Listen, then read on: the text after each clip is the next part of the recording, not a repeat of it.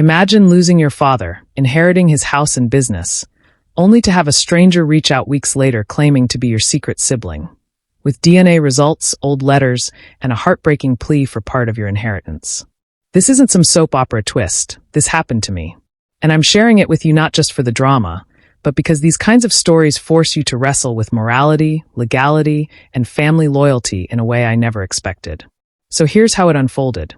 Before everything changed, life was simple. Or at least, I thought it was. My father passed away about 6 months ago, and with his passing came the kind of responsibility that doesn't hit you all at once. He left me his house, which I'd grown up in, and a small business he built from scratch. A modest shop, nothing flashy, but something he was proud of. Combined, the estate was valued at around $400,000. To the outside world, it probably looked like a smooth transition. A son inheriting his father's legacy. And in many ways, I'd already been involved in the business, so taking over felt natural. The house, though? That hit differently.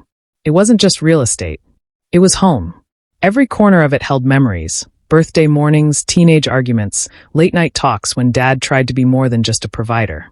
Growing up, I thought I understood my family. I thought I understood my dad. My parents split up when I was around 15. At the time, I didn't know why. All I knew was that one day things were tense, and the next, Mom and I were packing boxes. Later, I found out the truth. Dad had cheated. At that age, learning your parent has betrayed the family shakes you in ways that are hard to explain. I didn't ask for details, and he didn't offer many. I think we both quietly agreed to just move forward. I went to live with my mom full-time, but I still saw my dad regularly. Birthdays, weekends, school events when he could make it. For a few years, our relationship was strained. He tried to reconnect, and I tried to make sense of who he really was. But somewhere along the line, we found our rhythm again. He didn't try to excuse what happened. He focused on being present, and in time, I let some of the resentment go. As I got older, especially in my 20s, our relationship matured. We started talking more as adults. He shared life advice, stories about his younger years, even regrets here and there. But never once, not once, did he mention that he had another child. There was no hint, no slip, no accidental mention of another life. So when he passed, I mourned the man I believed I fully understood. I took care of everything, his funeral, the estate, the paperwork. I grieved the loss of the father who, despite our past, had been a steady part of my adult life. And for a while I thought that was it. That I could close that chapter and move forward, continuing the business, keeping the house, honoring his legacy. But what I didn't know then, what I had no way of knowing, was that another chapter had been quietly written in the background of our lives. One I was never told about. One that was about to crash into mine like a tidal wave. Because just a few weeks after the funeral, I got a letter in the mail. Handwritten. No return address on the envelope. And the moment I opened it, I realized everything I thought I knew about my dad, about my family, was about to be rewritten. The letter changed everything. It showed up one random afternoon, mixed in with the usual stack of bills and junk mail. Nothing stood out about it at first. Plain envelope, no return address, just my name written in neat, almost delicate handwriting. I almost tossed it aside, thinking it was some kind of scam or mass mailing. But something told me to open it. Inside was a typed letter, 2 pages long. At the very top, it began. I don't know how to say this, but I believe we share the same father. My stomach dropped. I remember rereading that line several times, thinking I had misunderstood. But the more I read, the more my entire sense of reality started to twist. The woman writing, let's call her Anna, said she was 26 years old. That would have made her born just a few years before my parents' divorce. According to her, her mother had an affair with my father, the affair that ended my parents' marriage. Anna said she wasn't writing to cause trouble or stir up drama. She simply wanted to connect. She explained that for most of her life, she knew who her biological father was, but was told to keep it quiet. Her mother, she said, never pushed for public recognition or legal battles. They lived quietly, supported in small ways by my dad over the years. But here's where it got serious. Anna said that in the last year of his life, our father made it clear to her and her mother that he wanted to finally make things right. That he wanted to include her in his will. That he wanted to be more than a secret. The letter wasn't just words. She had included photocopies of handwritten notes, letters our dad had sent to her mom decades ago. Some were short and casual, others more emotional. They referenced pregnancy, regret, a baby girl. In one letter, in my dad's unmistakable handwriting, he wrote, "I know I haven't been the father she deserves, but I hope this helps in some small way. I'm sorry for all of it." Seeing my father's handwriting, his familiar loops and slants, attached to these deeply personal words felt like someone had reached into my past and torn a hidden page from it. It was like watching a memory change in real time. But it didn't stop there. Anna also claimed to have DNA evidence. She'd done one of those genealogy tests that millions of people casually take every year out of curiosity. And sure enough, her results matched with a known relative on my father's side. She didn't name who. It wasn't me directly, but the genetic link was undeniable. She offered to do a direct sibling DNA test with me if I wanted. That part stuck with me. She wasn't avoiding proof. She was inviting it. By the time I reached the end of the letter, I was numb. I just sat there for a long time, letter still in my hands, heart racing, trying to process what I'd just read. I think part of me still wanted to believe it was a mistake, a hoax. But deep down, something told me it was real. A few days later, after I'd had time to process, I agreed to talk to her on the phone. That first call was surreal. She was soft-spoken, polite, even nervous. Not pushy at all. In fact, I think she was just as scared as I was. She started by thanking me for agreeing to talk, said she didn't want to bring any pain or confusion into my life, and then she quietly asked, "Do you believe I'm telling the truth?" I didn't know what to say. I told her I needed time. She respected that. She shared more during the call, how her father had been sending small amounts of money to her mom over the years. Never enough to change their lives, but enough to help. She said her mother never remarried and raised her alone. Money was always tight, but Dad's quiet support made a difference. And when his health declined, he told Anna and her mom that he was going to finally make things right. That he'd talk to his lawyer. That she would be taken care of. But then he passed. And in the will that was left behind, her name wasn't there. Not a mention. Everything went to me. Legally, she had nothing. That's why she reached out.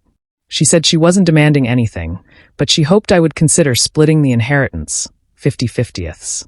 To her, that felt fair. To her, that was honoring his final promise.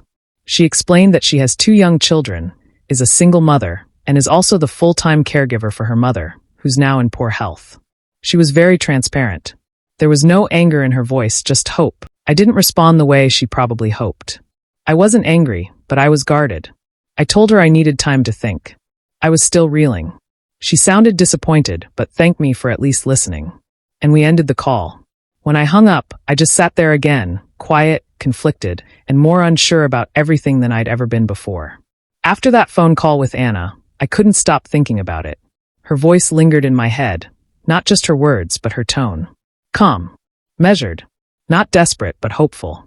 It would have been easier if she had come at me with demands or accusations. But she didn't. She was just real. Still, part of me resisted. I wanted to believe there was a mistake somewhere. That this woman wasn't actually my sister. That my father, the man who had worked hard to rebuild our trust, hadn't hidden something this massive for decades. But ignoring the letter didn't make it go away. In fact, it only made it worse. I kept rereading it, going over the old letters she'd included, analyzing every detail. Were they legit? The handwriting was dead on.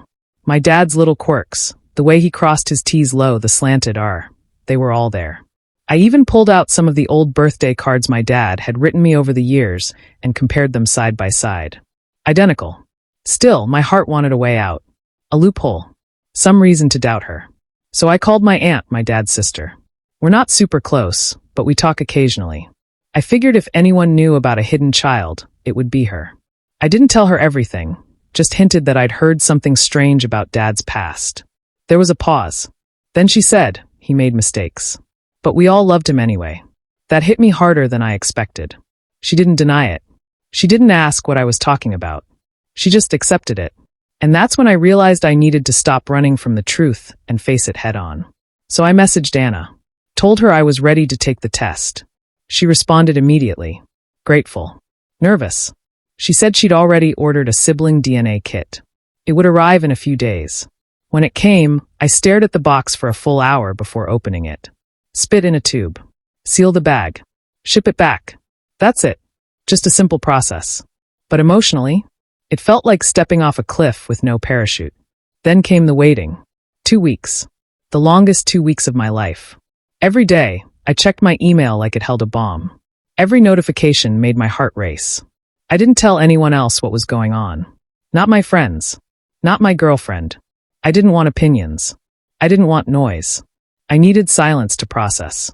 Then finally, the email. Your sibling DNA results are ready to view. I took a deep breath and opened the report. 99.98% match. Half siblings. There it was. Scientific. Undeniable. Anna was telling the truth. We were family. And in that moment, my whole world shifted. I felt this strange mix of emotions: grief, confusion, guilt, curiosity, even a strange kind of awe. All my life, I thought I was an only child. Now I had a sister. And not just any sister, a sister who had been hidden, deliberately, by someone I loved and trusted. I sat with that for a long time. Hours, honestly. Just me, the test result, and 100 questions swirling in my head. Why didn't he tell me? Did he think I couldn't handle it? Was he ashamed? Was he planning to reveal it eventually but ran out of time? I'll never know for sure. He took those answers with him. Later that night, I messaged Anna the results. She already knew, of course. She had access to the same shared report. But I think she waited for me to acknowledge it myself.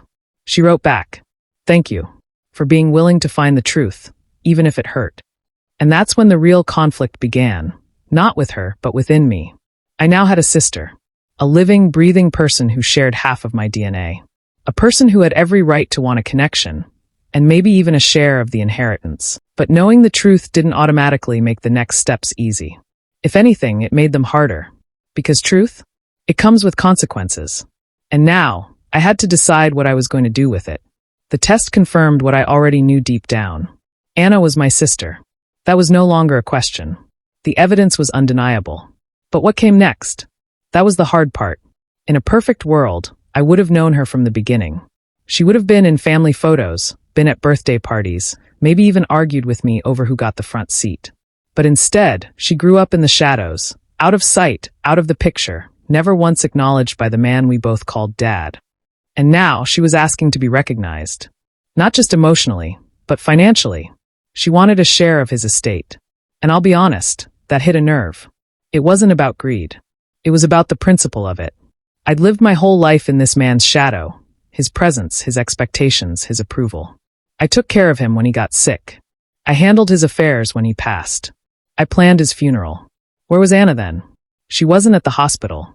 She wasn't there when I sat up all night making sure he could breathe. She wasn't holding his hand when he took his final breath. I was. So yes, part of me was angry, resentful. Not because she existed, but because she was suddenly part of everything I had spent my life building with him. And not because she had earned it, but because DNA said she was entitled. But then another part of me couldn't stop thinking about her story. What if our roles had been reversed? What if I'd been the one left in the dark, the one with the unanswered questions, the old letters, the silent promises? What if I had grown up hearing stories about a father I never got to know, being told I had a sibling out there living a life I wasn't allowed to be part of? Wouldn't I want justice too? I tried to put myself in her shoes. And when I did, the bitterness softened. I started to remember the man my dad was, not just to me, but as a whole person. Flawed, complicated, full of contradictions. He loved deeply, but he also ran from guilt. He was generous, but sometimes only when it was convenient. And like a lot of people from his generation, he believed that hiding mistakes was better than confronting them. But here's the thing, even in his silence, he left breadcrumbs. He wrote letters. He sent money. He confessed to people in whispers. That means something. It means he didn't forget about her. He just didn't know how to fix it. And maybe, in a way, I was the only one left who could. So I did something I hadn't done in weeks. I called Anna. I told her I wasn't ready to talk about the money yet. But I wanted to know her. I wanted to hear her story from her own mouth. Not just on paper, not through a test result, but from her. That phone call lasted 3 hours. She told me everything about growing up without a dad, watching other kids go on father-daughter trips while she stayed home. About the day her mother finally told her the truth. About how long she waited before reaching out. How scared she was. She wasn't trying to take anything from me. She just wanted what she'd always been denied, a place in the family story. After we hung up, I sat in silence again, but this time it felt different. Like a door had cracked open. Like maybe there was a version of this story where both of us could walk away with something more valuable than money: truth, connection, and healing. So I called the estate lawyer the next day. I asked what it would take to amend the will, even voluntarily. He said, "It's your choice. You're not obligated. But if you want to share it, you absolutely can." I asked him to start the process of transferring half of the inheritance to Anna. He was quiet for a second. Then he said, "You're doing something most people wouldn't." And maybe that's true. But the way I see it, I wasn't giving away half of what I had. I was restoring something that never should have been taken in the first place. I was repairing a broken branch of the family tree. And yeah, it hurt. It still does sometimes. But some things are more important than pride. More important than control. More important than winning. Sometimes the right thing costs you something, but it gives you back so much more. I visited Anna's home to talk things out. She lives modestly with her 2 kids and her mother, who's now suffering from dementia. Her apartment was small but clean. The walls lined with family drawings, toys scattered around. Life happening, even in hardship. Anna told me everything. My father had never truly been in her life. He helped financially, sometimes sent birthday cards, but that was it. She met him in person once at 18. He apologized. They kept limited contact after that. When he got sick, they spoke more often. That's when he promised he'd change his will. He didn't get the chance. Anna said she only asked for half because she believed that's what he would have wanted. She wasn't demanding, just hopeful. It was emotional. Hard. But real. I needed one final piece of the puzzle. I met with my dad's lawyer. And guess what? My dad had asked to revise his will. 11 months before he died, he came in and said he wanted to provide for a daughter no one knew about. The lawyer drafted a new will that included a $100,000 trust for Anna and a smaller provision for her mom. But it was never signed. Dad got sicker, things spiraled, and time ran out. The lawyer couldn't legally tell me this until I asked, but the moment I brought it up, he confirmed everything. My dad had tried, but failed, to finish what he started. At that point, I knew what I had to do. Not because I was forced to, but because it felt right. I wasn't going to give away half of my inheritance. I couldn't. But I was going to honor my father's last intentions as best I could. So I offered Anna $95,000. A number close to what my dad had planned. Enough to make a meaningful difference, but something I could still manage without destroying my financial future. We met again, this time at a lawyer's office. I explained everything. She cried, hugged me, said it was more than she hoped for. We signed documents making it official and final.